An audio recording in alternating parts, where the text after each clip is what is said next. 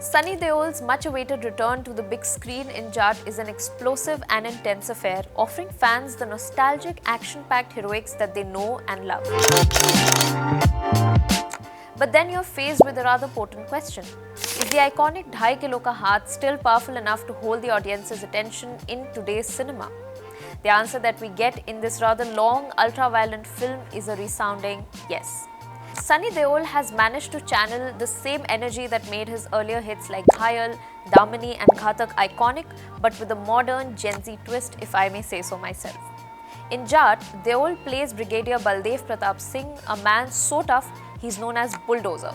This character, while strong, does not shy away from using every weapon you can imagine to tear through the enemy, from bazookas and swords to, of course, bare hands. His mission is to take down the antagonist Rana Thunga, played by Randeep Hooda rather brilliantly, a ruthless villain who's on a mission to instill fear across villages along Andhra's coastline.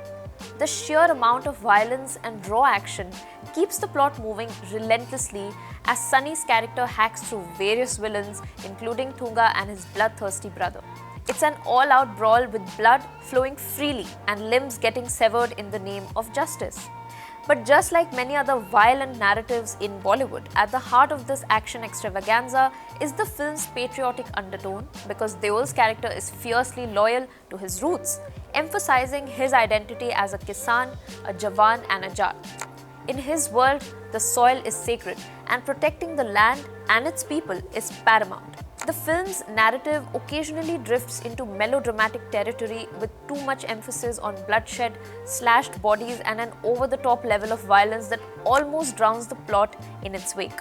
But it's this unapologetic indulgence in mass entertainment that seems to be the driving force for Jart rather than an intricate, well-thought-out narrative. Now, while the plot tries to create a backstory about the South's rich elements that supposedly make an atom bomb, it's clear that the filmmakers don't really have much interest in intricate details.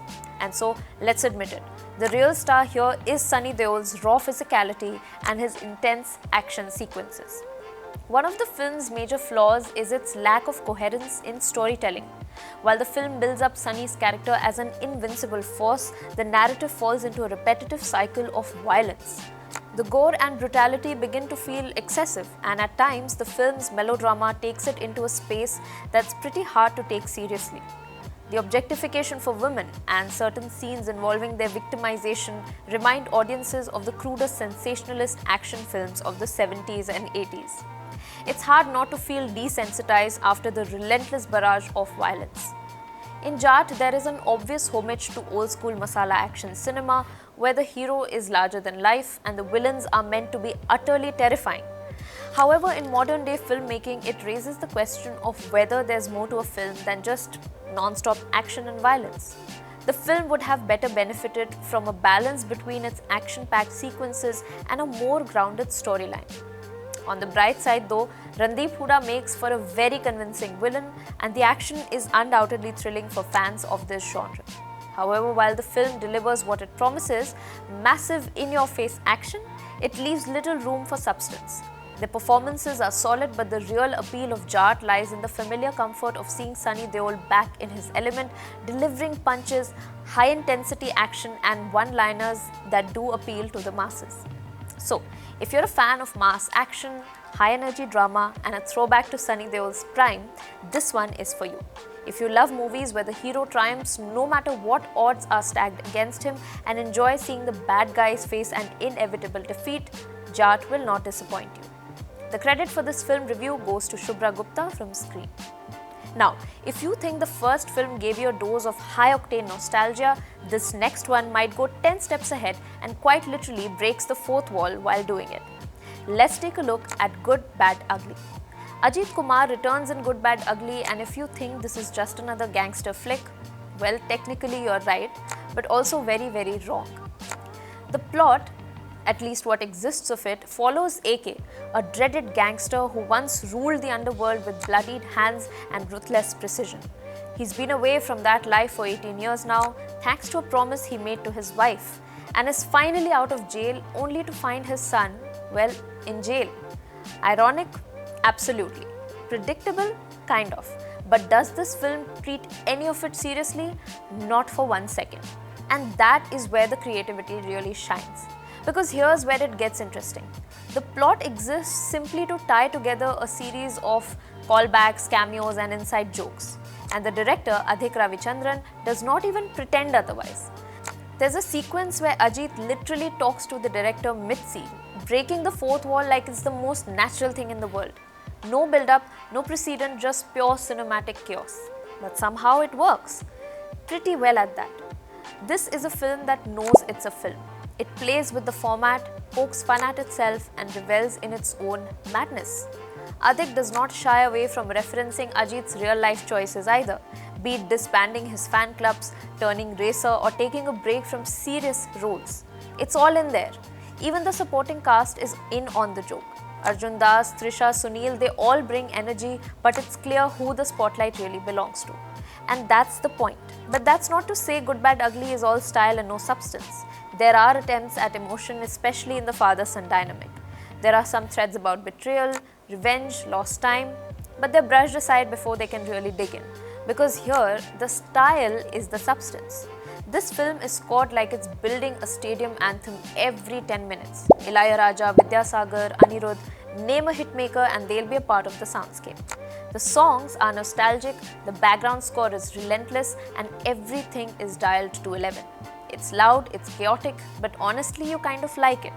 Yes, you can pick apart the writing, yes, the plot is sort of wafer thin, and sure, the emotional arcs barely scratch the surface.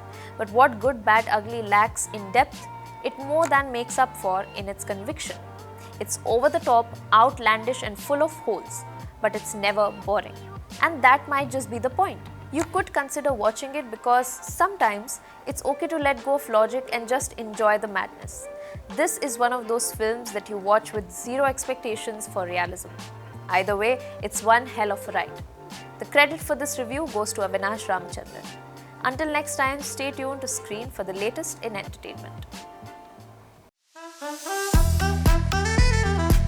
I don't know whether to call it a magazine or a newspaper.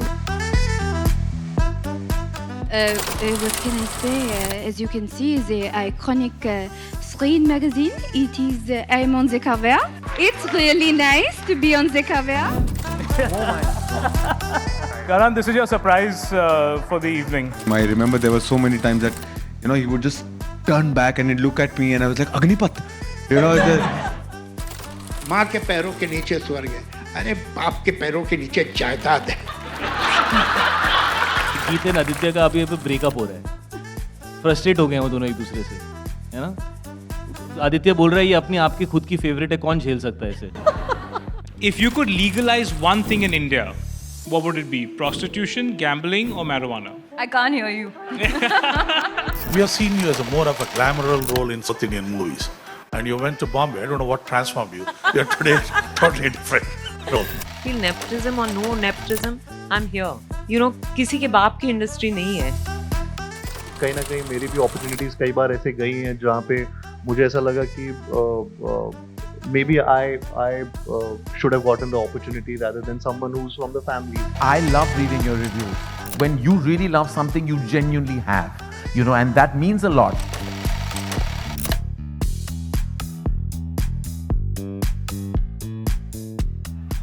But that's the whole thing, you guys don't give up in life.